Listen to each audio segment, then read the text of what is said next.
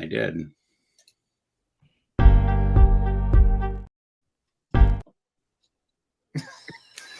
I'm going to try to keep things. Happy Monday, everybody. Apparently, we're just right into live. So no 30-second countdown. Somebody's having a case of the Mondays, and it's probably me. As you can see, I'm not in my normal background.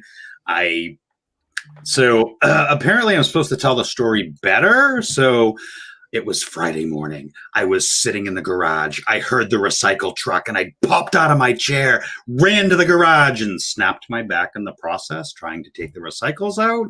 So I'm in the chair with the lumbar support today. So I'm supposed to tell the story a little better other than, yeah, I hurt my back taking the recycles out. So anyways, welcome to a very special edition of Team Tim Live. We're very excited to have y'all here.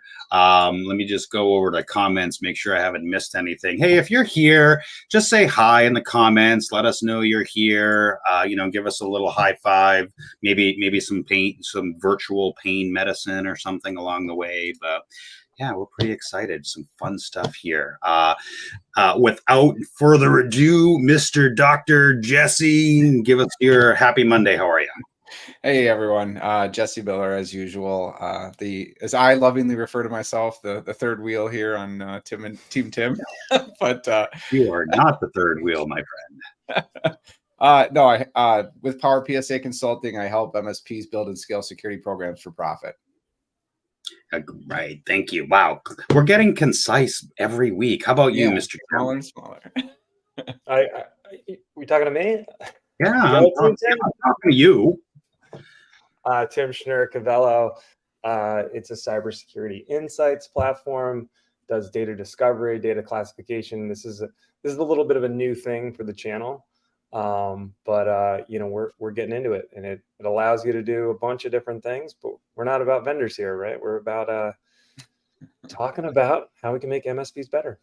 Oh yeah, and sure, you just said we're not about vendors, where we're going to introduce Mr. Wes Spencer. I was doing the mashup. I was doing the mashup, but I'm not going to do it. Wes, take a few minutes to tell us about yourself, what you got going on over there. Yeah. So you dug up the dredges of LinkedIn and you ended up with me. So sorry about that, but you'll have to deal. No, hey everyone. So Wes Spencer here. If I don't know you, I love MSPs. I've spent the past, 5-6 years of my career dedicated to working with MSPs and helping make their lives better and their livelihood better. Absolutely love it. I'm a cybersecurity nerd by trade. Have been most of my career, and came out of banking, all that good stuff. I was one of the co-founders at Perch Security. We started Perch way back in 2016, sold that to ConnectWise in 2020, and from there I've just sort of been a bit of a vagabond trying to find my own way. Currently started something new called Empath Cyber, and basically Empath is just all about helping MSPs turn into cybersecurity talent factories. The challenge is, and I know this from thousands of conversations, MSPs today, when you're hiring and you're bringing folks in, you're not bringing them in from, Huntress, CrowdStrike, Cisco. You're bringing them in from the AT&T store, and they have great personalities. And how do you get them better? How do you get them trained and onboarded? And so Empath is a platform and a community for just that. And we're doing some really amazing things with it. So not here to talk so much about it, but it definitely bleeds into today's conversation. So thanks for having me today. And I'm really glad to be with you all. And this is going to be a fun conversation. Thank you so much for that. Let me find my stupid button. There it is. Thanks. We're excited to have you. It's a very interesting conversation around getting a seat at the table, coming from the guy that can't sit today. So yeah, let's figure out how we're going to get this seat at the table. Oh, look at that. So for those looking, empathcyber.com, you can follow Wes on LinkedIn and like everywhere. Wes is literally like everywhere. So anyways, yeah. So Mr. Tim, why don't you kick us off, my friend? Yeah, no, absolutely. Right. Like, so what is this seat at the table? Like why do we need a seat at the table? So when you think about, and all of us, all the hosts on the call now, we've talked to plenty of MSPs. We kind of know what their businesses entail, right? A lot of MSPs deal with providing IT, right? infrastructure, or cloud, or telephony, or VoIP, right? Like outside of that, though, what else do they aspire to provide for the client, right? And the client obviously has their own business, and they don't speak some of the things that you speak. As Tim says, it's geek speak, or or passionate IT provider.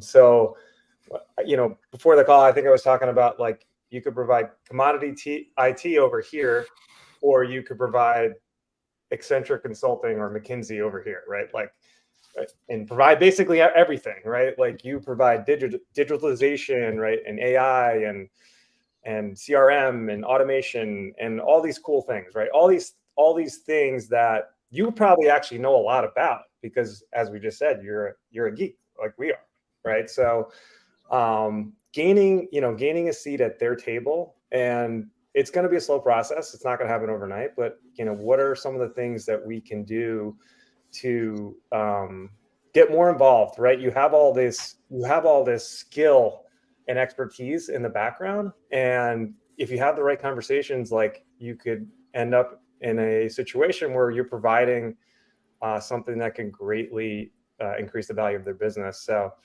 I'm a little bit newer to the MSP world. I actually worked in the Big Four consulting world for 5-10 years. But Tim's been here for a long time, and Jesse and Wes. So any thoughts on that? Maybe start with Wes. Like, you obviously brought a product to the MSP marketplace and brought several others, right? Like, how do you cross that divide, or that chasm, right, between just kind of like, I'm going to give them the IT and just kind of stay over here, or do I kind of get more involved in the business? So. Yeah. Let me start with a story, and then we'll unpack not just the story, but this whole conversation through the rest of the live stream today. So in the early days of Perch, I remember how our sales motions would go. Once we kind of figured out we love MSPs and it's a big part of our market, and we just went channel only.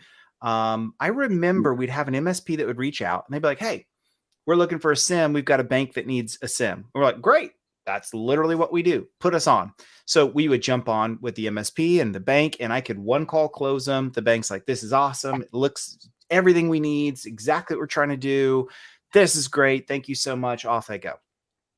And that was great, right? And then I remember thinking, a month would go by, and I'm like, "Hey, MSP, well, do you have anything else? Like, you got a lot of clients. Anyone else we can be working with?" And they're like, "Well, what do you mean?" We're like, "Well, you've got 60 clients over here, and we sold one bank, and they're happy, right?" And they're like, "Yeah, the bank's thrilled. Everything's great." I'm like, "So can we talk to others?" And the MSP is like, "Well, I don't know what you mean. Like, I don't think anyone else is interested." I'm like, "Well, why are they not interested?"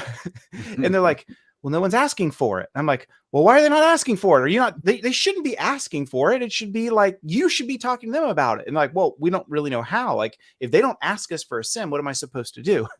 And so I remember being like, "Oh, okay, I got it." So we have a value proposition problem. And so I remember telling MSPs, I'm like, "Hey, tell you what, can you get like 20 or 30 of your trusted clients or prospects on a call, and I'll handle everything else.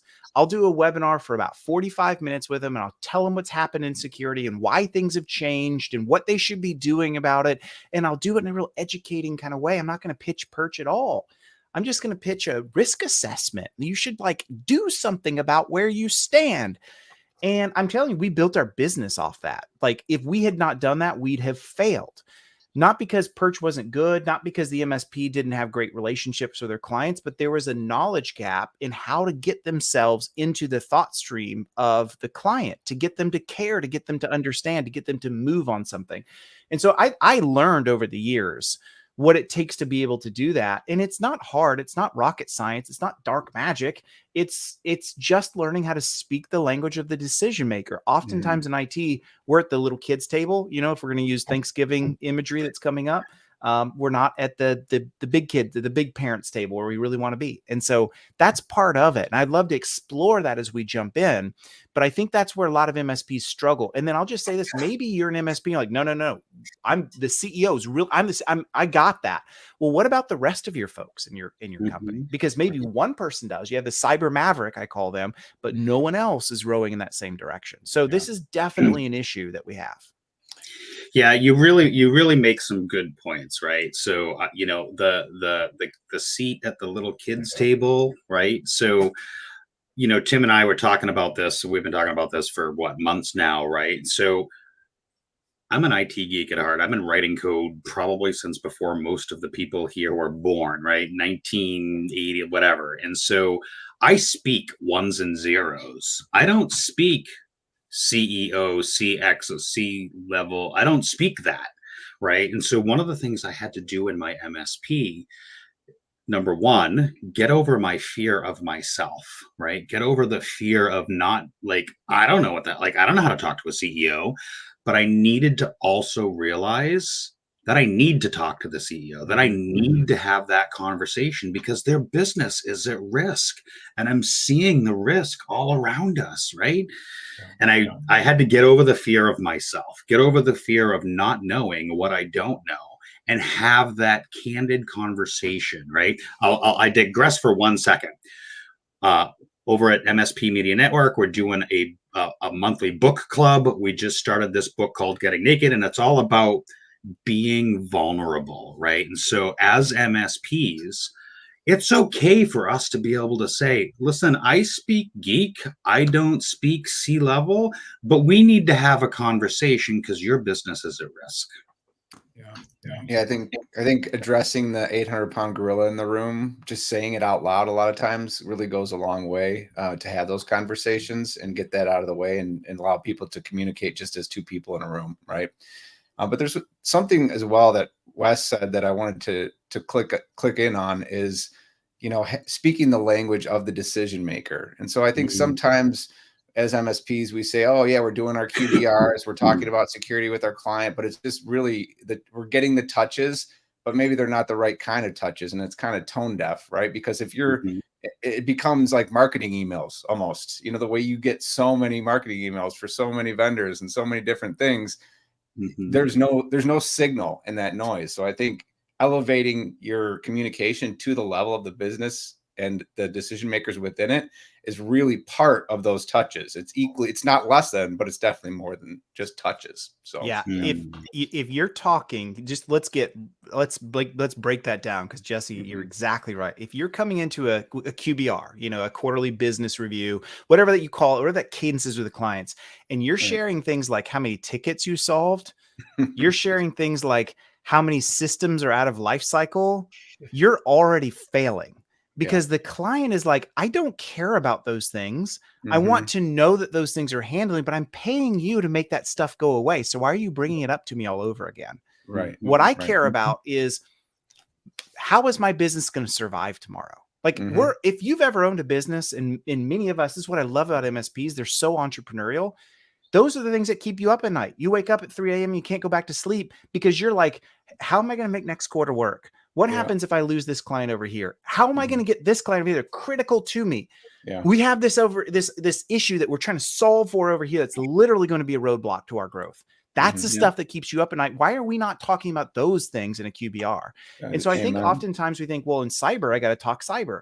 Not initially. To steal from my real, I love what Brian Blakely does. He talks about this so eloquently. He talks about the how do you make money conversation. And I've shared this over and over, but you know, I don't want to assume this audience hasn't heard it.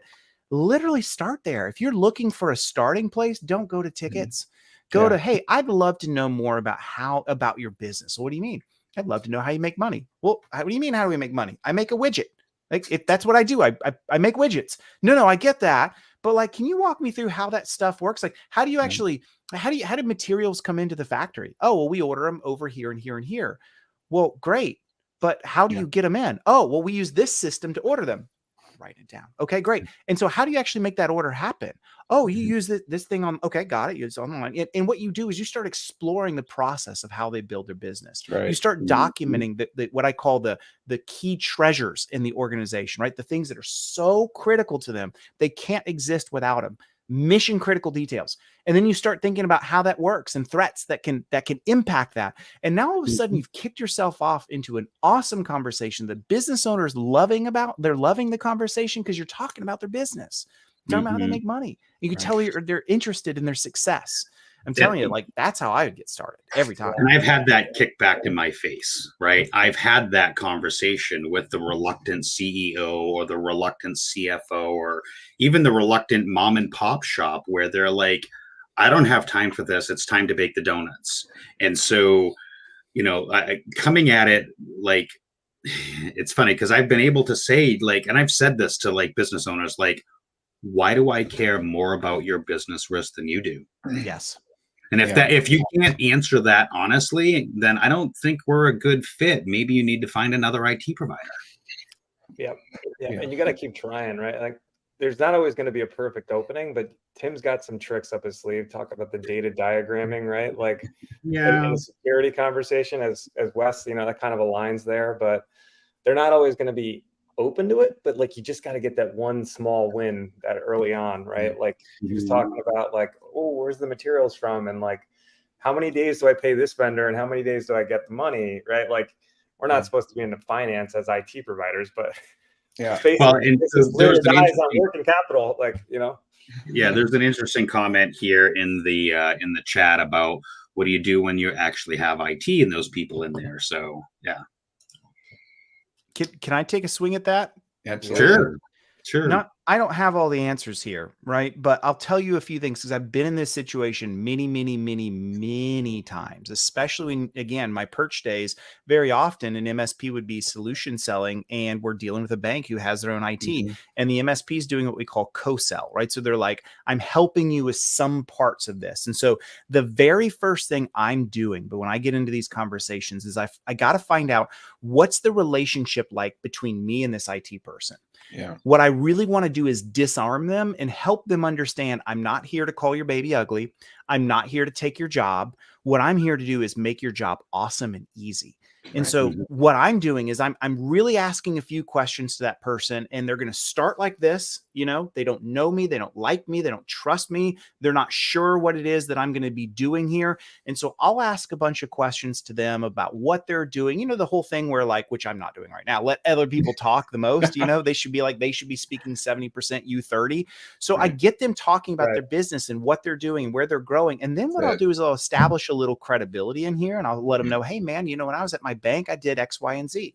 This might be a little difficult for you if you're feeling like, well, I'm an MSP. I've never done dedicated security. What I do, it doesn't matter. You're an MSP that's leaning on 30, 40, 50, 60, 80 clients, and you're doing this at scale. So lean on your position of authority, but then lean it in on a way that's going to prop them up, that's going to help them. And what I do is I usually will say something like this. I'll be like, Jesse, when we're one of the things I've seen with security is that, it's impossible to do this on our own anymore. I've run the numbers, and all the major studies that are out there show, to build a true security team takes 13 to 14 full-time analysts. Right. And most businesses can't do that because, you're talking maybe a $2 million budget just on your meatware costs alone, your humans, not including tools. So what we've seen is like something has to be done differently with this. And that's one of the things that we're doing. What do you guys think about that? And just open it up, set it up, give it to them on a silver platter. And usually you'll find them say, yeah, that is a problem. And, we want to kind of handle that too. And so that's one of the things I love to do to help disarm them a little bit. Yeah, absolutely. And I think, people, there's the old adage, right? People love to talk about themselves, and, owners love to talk about their business. And IT people love to talk about whatever technology that they're diving into right now. So you start asking those questions and saying, tell me about the goals of your business. Like you said, how do you make money? What are your plans for this year? And then with the IT person, what technology are you rolling out right now? Any problems you're running into with that? Oh yeah, I know, I hate that too. Type of thing. Build some camaraderie, like Wes said. And so again, just opening up, asking open-ended questions and allowing them to talk for themselves. And then when you hear some things, that you can help with, you don't jump all over those right away. When you think you should jump in, ask another question. And I think building those disciplines is really going to help. Yeah, I love what Kyle, our friend Kyle Christensen taught me. Like, wait. I say this every week. Why am I talking? Right. Yeah. And I think it's important, right? But asking the open-ended questions gives you that opportunity to wait. Hey, you know what I just realized?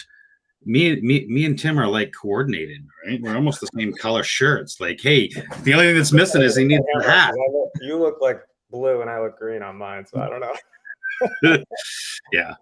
So, but as you said, that time of possession, we were talking that with Marnie about a week ago, right? Like, if it's 50-50, that's very good. And if they're talking more than 50%, even better, right? Asking those probing questions is where you're making your money. So, yeah, I'd love to hear if people are on the live stream right now and they have questions about a particular type of industry, and we could help them brainstorm. Throw those questions in. I'd love to do some tabletopping around that. So, totally going off the rails on Team Tim. Now we're going to actually do something tangible. What the hell? All right, we know we want to get there, right? So, but it's actually a really good exercise, right? Brainstorming some of those questions, like, how do I even word the first email, right? Hi, I want to talk to you about your business. Hi, I just used ChatGPT to generate this thing that means nothing relatable to you. Like, how do we even start that conversation? Can I jump in on this one? Because I got some thoughts. Oh yeah. I did a foolish thing a while back. I decided I was going to start running. I don't do it anymore. I'm now into biking. But I will tell you, as I started running, getting into a couple miles a day, man, my knees started to hurt bad. And I'm like, I guess I'm just literally too old now. This is really sad.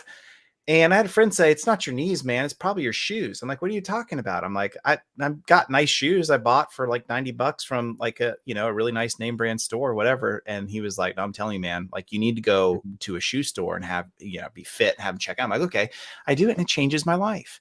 Not only does it change my life, like all of a sudden my knees no longer hurt. And now my muscles are hurting. I'm like, wait, this is what I wanted from the get-go. I just totally reassessed and missed what I needed.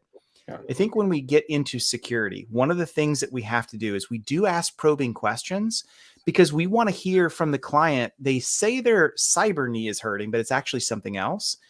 And sometimes it's important for us. We're data gathering. That's why we ask these questions. I'm data gathering from you so I can determine certain things. Like maybe regulations are really important for you. You got some stuff you want to solve for.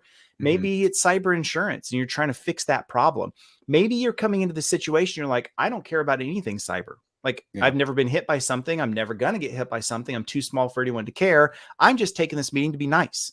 Like, who knows what it is? You don't know to ask the questions, but then eventually it becomes my job to then tweak it and say, you've come into this store. Now I'm going to find the right shoe fit for you. So the pain point you think you have is actually something else. And we're going to fix the source of the problem. Right. And I think that is where we really want to get to when we're having these conversations. At some point, you have to flip the conversation a little bit and get into the, now I've heard from you, but now let's assess. And I do think, and you know where I'm going with this, and Tim Golden, I'm going to speak your language here, brother, but Tim Schnurr, you too. We start with risk assessments. We start with, let's not just guess. Let's not just me tell you something after I've educated you on why this matters and why it is important. I'm now leading in the conversation. Let's use that risk assessment as the conduit to set the path in motion. And one of the best things about risk assessments is you can point to others as like, this is not what I think. This is what the risk assessment says. And this lets you stack yourself up to others that are like you. Because if there's one thing a business owner doesn't want to do, it's be behind the curve on anything. Yeah. So I tend to use my daughter analogy now that they're both married. But when my daughters were young and they were dating in their teens and 20s and whatnot, and maybe they were dating somebody that I didn't quite like vibe with. Right. And so, but I could never tell my daughter who to date ever. But her best friend could, right? Just like us in the business. And when we're talking to our business, like the risk assessment is the best friend, right? It's the third party objective thing that can say, listen, I'm going to take dad out of the picture, and I'm going to say the risk assessment is what's driving for you to protect your business. Yeah.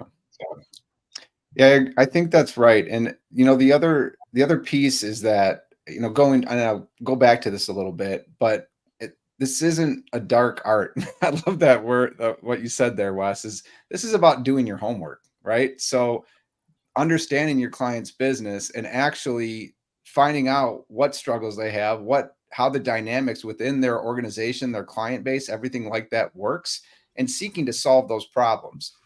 Easy, like short TLDR.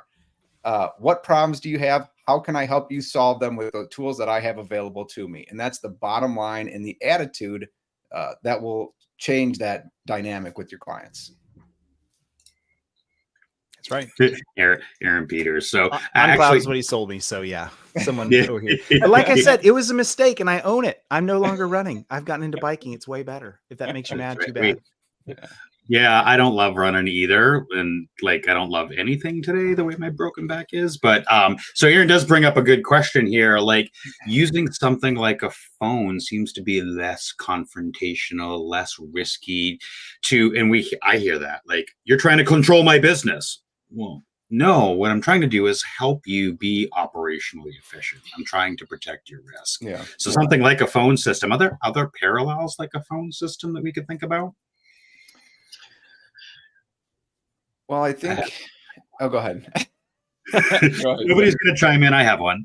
So, and I shared the story last week with Marnie on Team Tim, and that was copiers, right? Multifunction copiers, right? Or printers for that matter, right? Now, granted, with the whole remote working and all that stuff, but I had one client, copiers all over the country, not a standardized model, paying 17 different bills, all at different increments, right. Even just having a contract review, right, is simple enough. Sitting with your client and go, listen, you pay for internet. You're probably not getting the best internet. Maybe we can help you get a better internet at a better rate. Things are cheaper all the time, right? Let's have a conversation about your internet connection. Let's have a conversation about your copiers. Right? Our job is to help them identify these areas of risk because they're going 100 miles an hour and they're not thinking it. And if we can get their Comcrap bill down from $3.99 a month over to Xfinity or some other thing for $99 a month, why wouldn't we do that? Yeah. Right? Yeah. Now we're talking numbers, dollars, and cents, and that makes sense to the business owner. And then do it to the other 39 clients, like Wes said, right? You just learned something. It was low hanging fruit. It was really easy. You made money. You saved the client a ton of money. Do it on the other 39, right? So, well, I think that's it. Is another piece that's part of that is specializing. So I know working in an MSP, and for a lot of MSPs, we sometimes have that attitude that we feel like the dollar we're making today is the last dollar we're ever going to make, right? So you have that bootstrap mentality, right? So it's hard to turn work away, and it's like who's our ICP, who's our ideal client profile? Anyone who gives us money. So, but you don't learn that way. And so then you might take something that you learned from this client and go to this totally separate industry, separate size of client, and say, yeah, this is how this works. And they say, no, it doesn't, not for us. And so you're kind of jumping around and you're not specializing. And again, it goes back to, as IT services, MSP services become more commoditized, how do we create that signal in the noise? And the way we do that is by specializing and by becoming experts in the business of our ideal clients. Good points. Which we're breaking a big cardinal rule, right, Jesse? We're supposed to do IT, and we're supposed to get it down to one system and one software provider and one vendor and do everything exactly the same for each client, right? So, right, it's an art. Yeah, we work that way inside our own businesses, but we don't apply that to the way we market and sell to our clients. And I think that is a mistake. And again, how are you going to build community? Is you're the guy that works with all the financial services people. You have an MSP owner in your same geographic area or in your same group that works with all the healthcare people, and you guys can refer leads back and forth. And it can be like, hey, no, I don't do healthcare, but you know who does? My buddy over here. And then you help each other, right? So you get breached or you have a problem, you got a teammate at that point. So it builds this community, I think, even better when you do those kinds of things. So there's so much that feeds through it. Yeah. And Going on a bit of a rant there. You're supposed to charge, right, Jesse? So if you're doing something specialized, like you're doing analytics, you're doing some of these upmarket things, like you can't just be charging $50. Let's face it, right? Okay, I'm going to play the advocate like I tend to do sometimes, right? And put my devil's hat on here, right?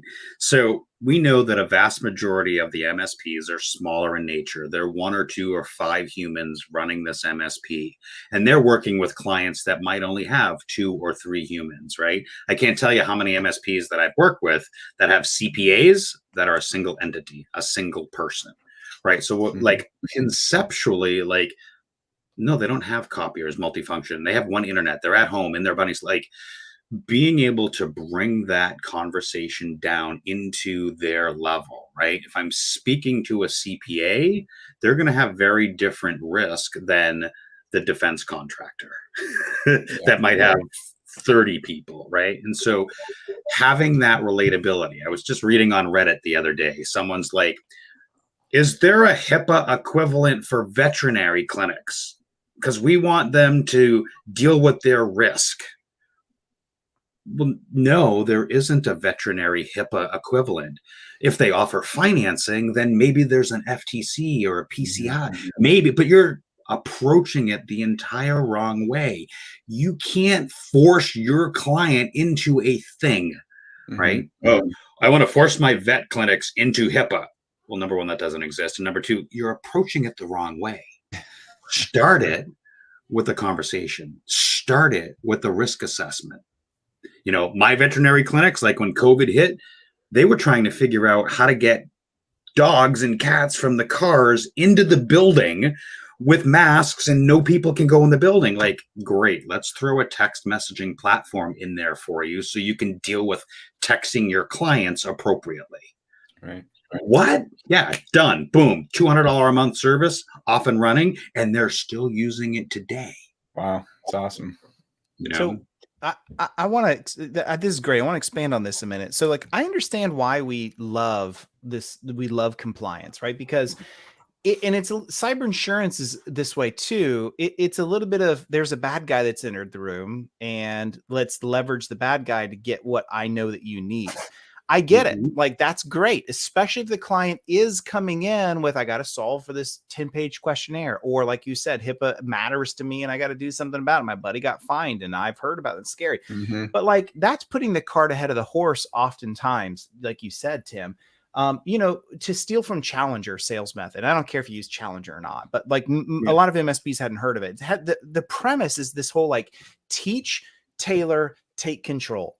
And if you try to take control of the conversation and push them some regulations and find something like, oh, the big bad FTC safeguards is coming at you, then you'll be like, yeah, I don't care. I'm just not going to do anything about it. CMMC, same way. I don't care. I hear what you're saying, but I'll care later when I get the letter.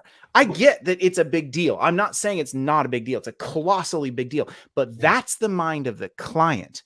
And so one thing that behooves us much better is to start with teaching, because if we don't start with teaching, then I can never tailor the conversation to them.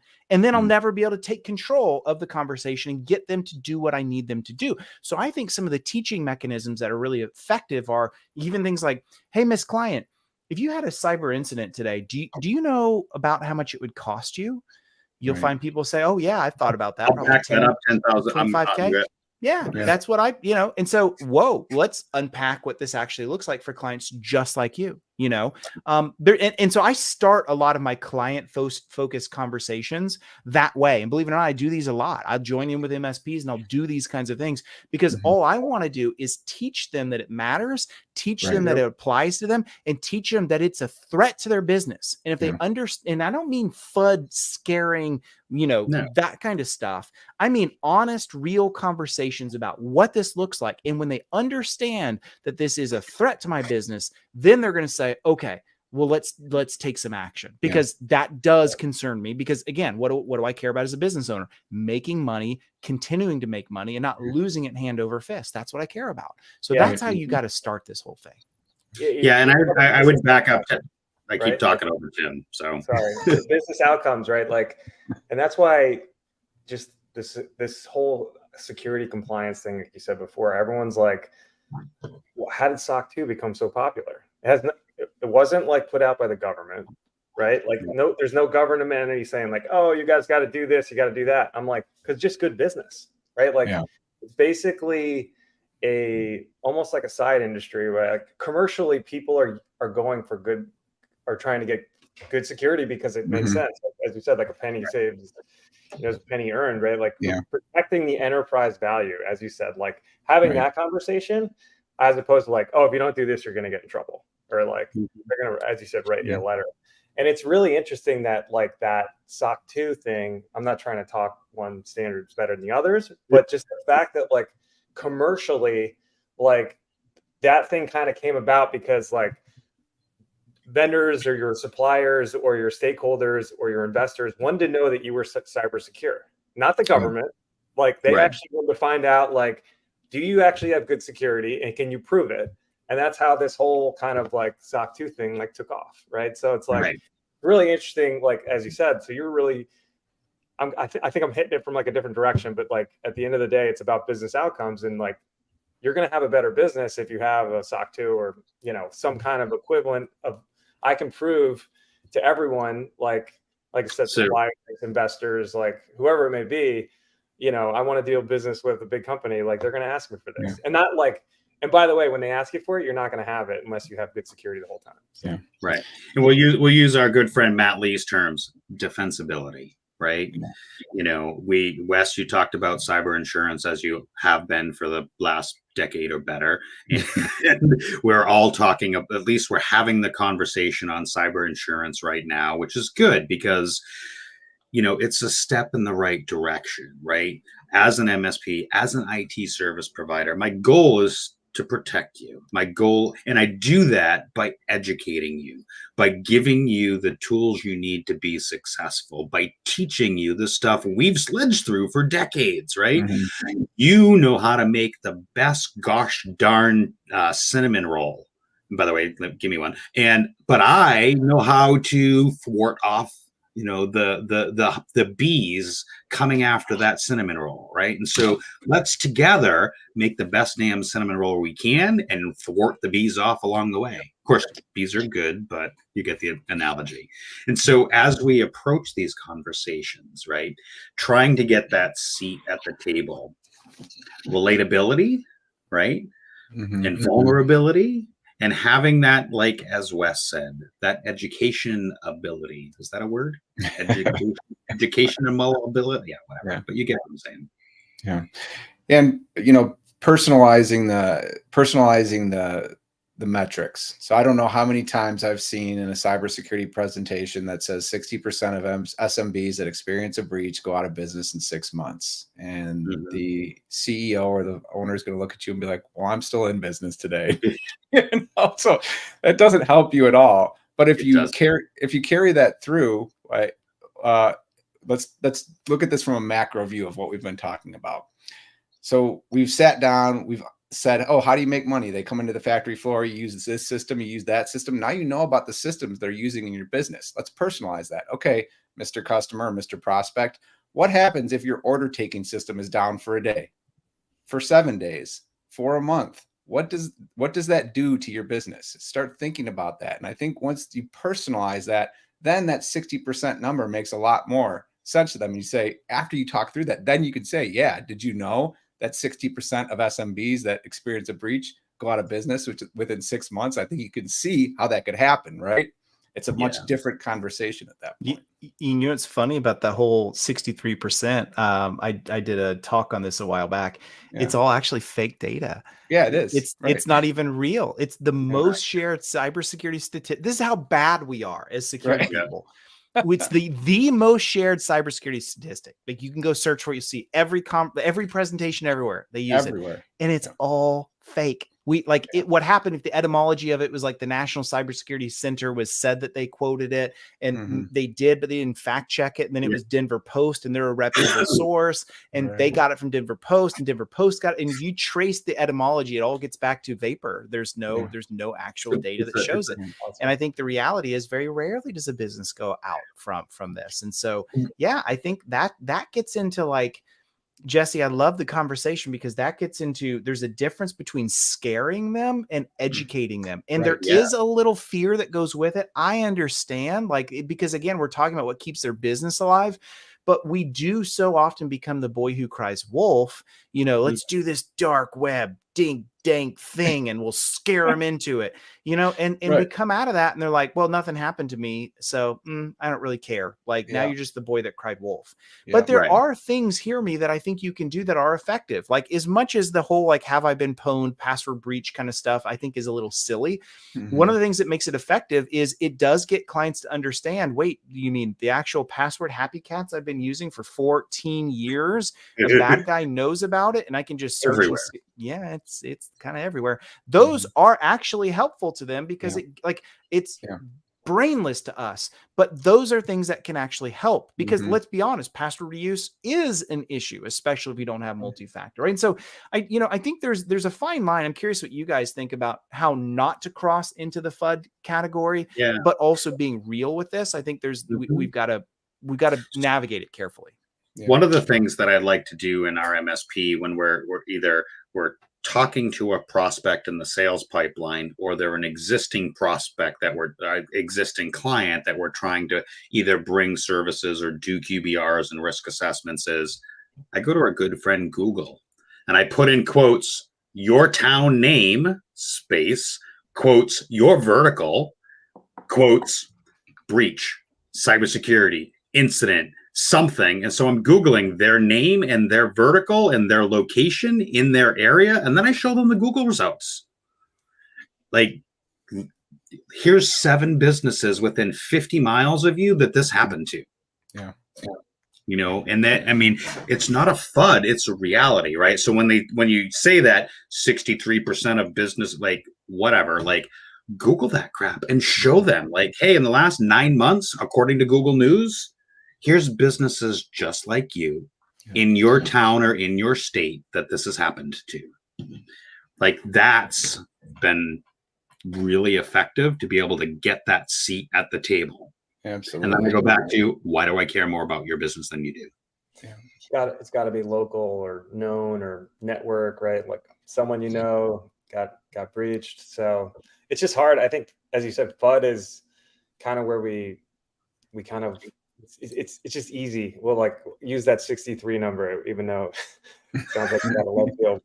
But I think that early on, as in Jesse, you kept going with this, like having that conversation on processes, and like you're like, oh yeah, like you could even, it could just be a little thing like, oh, we'll secure that server because it's got all the data, right? Or whatever, you know, or the factory, you know, the factory has to run because if it doesn't run, like they're out of business within 48 hours or something like that. So it's kind of like getting more parochial, getting more like, you know, local or niche on the aspects or parts of the business.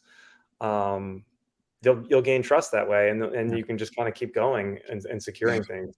Well, and I think exactly right. You know, to the whole FUD versus fear-based selling. Like, I think a little fear is always healthy, right? Your fear of getting hit by a car is why you don't walk in the middle of the street, not because it's objectively bad to be hit by a car. That doesn't cross your mind. You say, I'll die if I get hit by a car, or I'll get hurt. So a little fear is helpful that way, right? But at the same time, we have to call out when things don't make sense for the client. So I think that's another great tactic to get your seat at the table, is say, hey, helping them think in terms of risk. Okay, yeah, your order processing system, that's a crown jewel. We need to worry about, how do we protect that? Here are some things we can do. But you know, you have this other system out here. This isn't nice to have. We don't need to spend as much money on protecting this, or at least we want to allocate budget for this other system first this year. And so when you start talking that way and showing them in terms of priority and risk and seeing what's important to their business, those are all things that build trust. And I think long-term, as you move through the client relationship past the sales process, it's helpful to have that fear and say, you understand what's important and you have that same penchant for keeping it safe as they do. And that's what really builds the trust and you know, allows them to start asking you questions. Hey, what do you think about this? When you start getting those emails from your clients, then you really are in the driver's seat. So again, I want to follow this because I want to address the elephant in the room for a minute. One of the biggest problems that I see MSPs run into when they take what Jesse, you just said, and they say, yes, I'm going to do that. And then they try and they fail. One of the main reasons I've seen that inflection point come is because they haven't actually thought through their relationship with their client. Right. What I mean by that is they've been in a sales relationship with the client from the get-go. Wow. Yeah. And so then you try to sit down with the client in this boardroom discussion about security because you heard four nerds talk about this. You're like, I'm going to use some of these great words of wisdom. And the client's like, yeah, cool. Thanks. That's great. See you later. No, I'll let you know. You know, I'm busy. I don't have time for you. And you're like, well, why did that not land? Well, maybe the reason it didn't land is because, again, your relationship has been a sales first relationship from the get-go, and they don't see you as a source of authority. They don't see you as someone you trust. And I'll give you an example of this. Many years ago, I was about 6 or 7 years ago. I got super sick, and actually, it's a long story. I had to learn how to walk again, all this kind of stuff. And I mean, I went from a wheelchair to like a walker, doing the whole thing. And I remember when I was going through this, it was a neurological condition that I had. So many people would come up to me like, Wes, you got to take this medicine. You got to try this witch potion thing. This essential oil is going to like fix you. And I was always nice about it, but I'm in a lot of pain and this is really hard. And it's actually offensive to me that you'd come to me and all you want, like, you don't know anything about what's going on. You have no idea what I have. And I really don't want to listen to you tell me that you think this is the one thing that will cure me. And it's not that I put all my trust in doctors, but at least doctors, the ones that I'm seeing and working with, have an intimate knowledge of where I'm at and the challenges and know all the data about me. So when I'm trying to go through recovery, don't be offended when I listen to a doctor over you. And I think in cyber, sometimes we're a lot more of the witch potion seller and not enough of the doctor. How do we become more like the doctor? Well, I think we have to be better at assessing, and we have to understand, do we have a conflict of interest in our own MSP where we've been in a sales relationship for quite some time? And how do we reverse that? As a small MSP, I think it's a lot harder. As a bigger MSP, will you say, well, then I need to be better at the relationship difference between the account manager and the VCSO. But in a smaller organization where you share the role, I think just the take home is you got to learn when to put one hat on and take the other hat off. And you got to say, hey, let's work through, the times have changed, Miss Client. And one of the things I think helps is you going through the motions for your own MSP first and eating your own tacos. And then you can say, hey, client, I'm going to pull you with me because we've done it. Now it's time for you to do it too. It's like a rope. I can always pull the rope. I can't push a rope. And so I think that's where we've got to get to. And I just encourage you to think about the relationship of you and your client, because that's a big stumbling block I see often. Those are some great words of wisdom. And I think, it's a saying I heard a long time ago that stuck with me is, trust is like a balloon. It takes a lot of breaths to blow it up and just one pin to pop it. And so if you're in a popped balloon, you got to take that balloon up and blow it up over time. And so, and start small. Like you said, like, oh, we want to sit down and document business processes with you. They're like, why? So you can like find my weak points to sell me something, if that's the relationship you're in. And so that's something that has to be customized for your business. Where that's at. You have to do some soul searching and figure that out. So I mean, that's super. That's probably my best nugget so far from this. You make another really good point that I liked, right? So if I'm going to come into this as the technical expert, wanting to help them with their business and their risk, like, part of me has an ulterior motive. Like, I want to sell them more stuff. I want to increase my MRR and being vulnerable with the client and being like, hey, we want to help you with your business. We recognize that might lead to more expense, but it might save you more expense. Let's walk through an exercise of a risk assessment. Tell me about your contracts.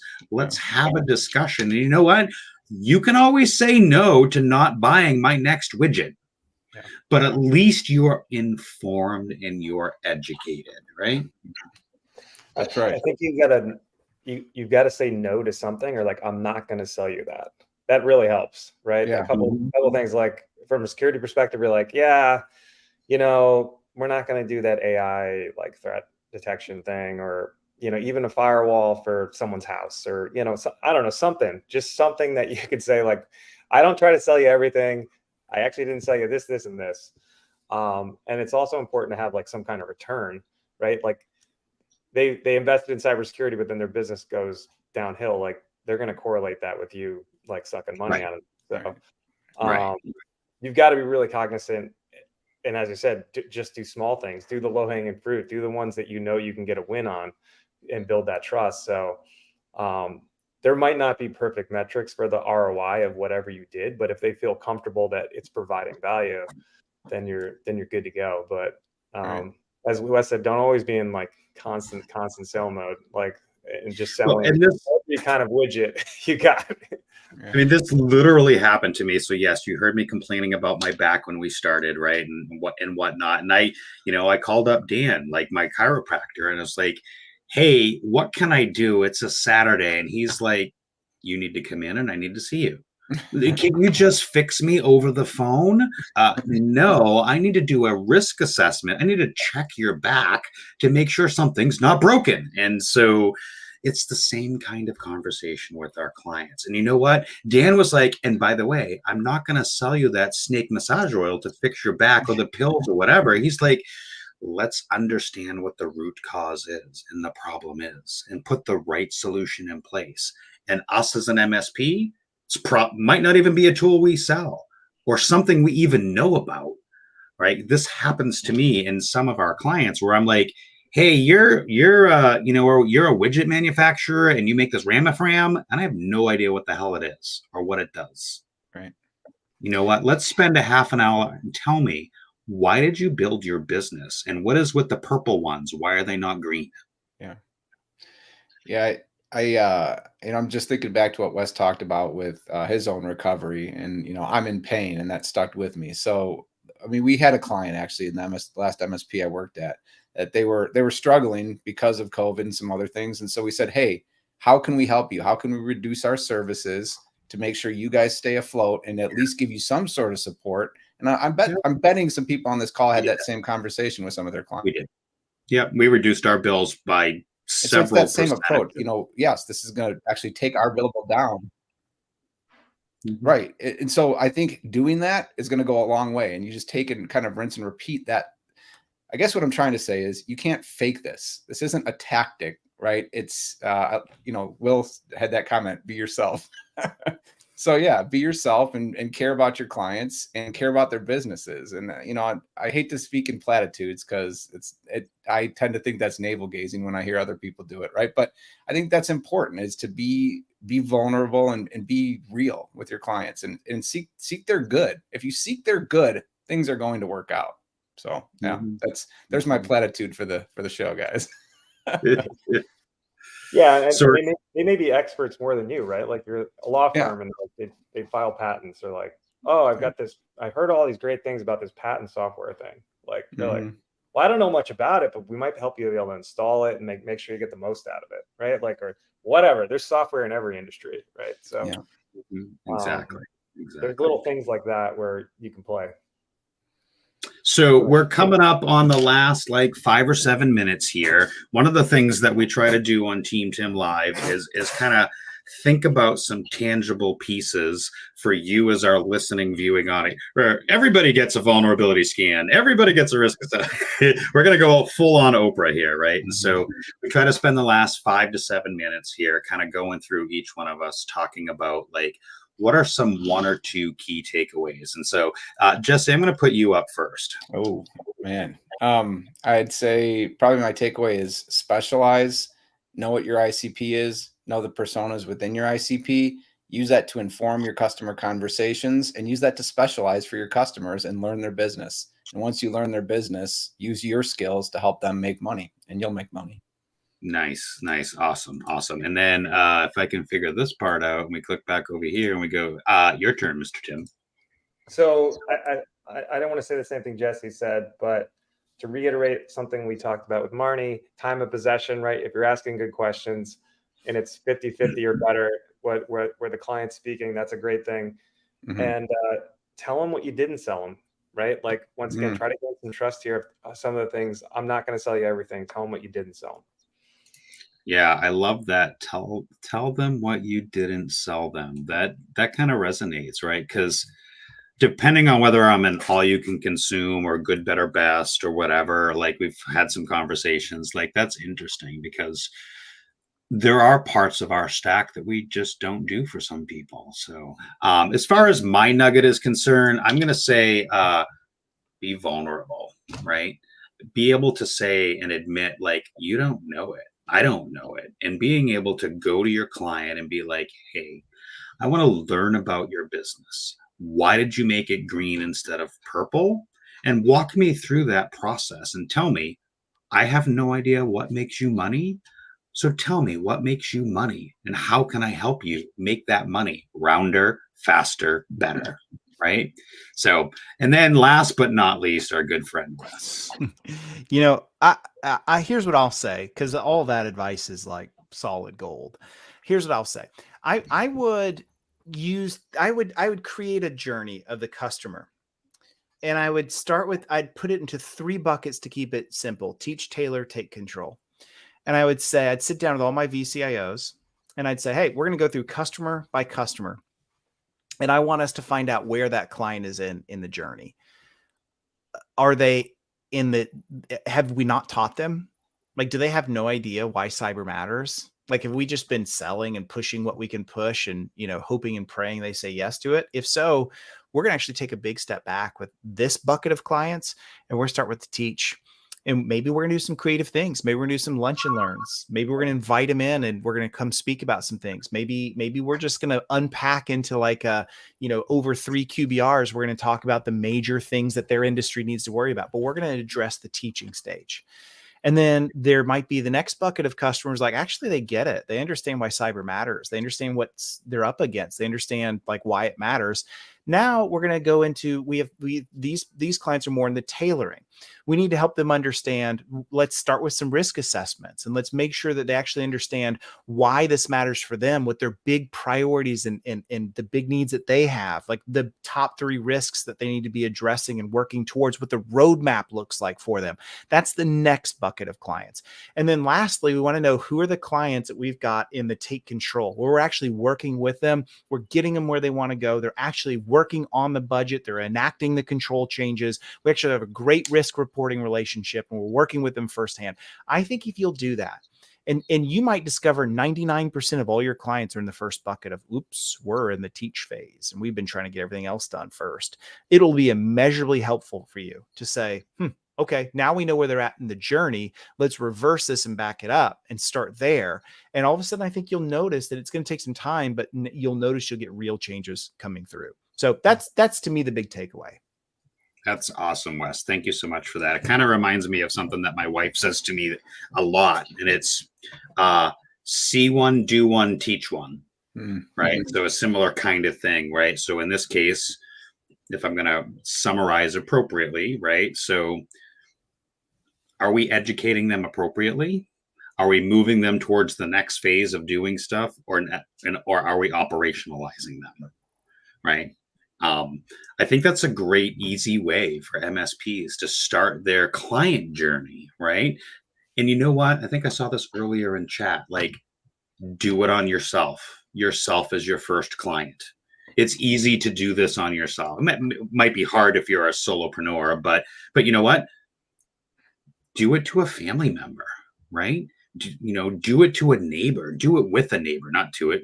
Like, it's easy to be able to start to get out of the ones and zeros, the bits and bytes, and having those conversations with your clients so that you can continue to get the seat at that table.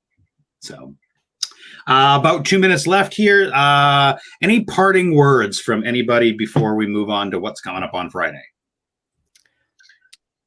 Eat your own tacos, right? Eat your own dog food. Sounds like tacos is way better. Honestly, like, a lot of the companies we work, like, their internal security needs to get better before they're selling great security outside. Yeah. I love that. I tend to use the drink your own champagne coming from the guy that doesn't drink anymore, so I can use that. But well, Wes, we're so excited to have you on. Thank you so much, Tim. What's coming up on Friday? Friday, insurance, cyber insurance, something that Wes used to be heavily involved in, still involved with. It's a great catalyst. I think we try to have cyber insurance on every month or every other month, just because it's so important right now to security sales as a catalyst, and just kind of what's going on, limits, sublimits, applications are changing rapidly. So we're just checking in with two insurance kind of practitioners. Andy Runyon is one, and Joe Brunsman is the other guy. So good I don't know if folks. those ring a bell or not, Wes, Yeah. but yeah, so It'll be a good session. yeah, it's such an important thing, and we just want to keep bringing it back on the show. So nice. Well, as always, this has been fun. It is right at the 4 o'clock mark. Follow us at TEAMTIM.LIVE, TEAMTIM.LIVE, LinkedIn, do the likes, the shares, the stuffs, whatever. We're so glad to have you here. We'll look forward to seeing you every Friday at 2 p.m. Eastern. Thank you.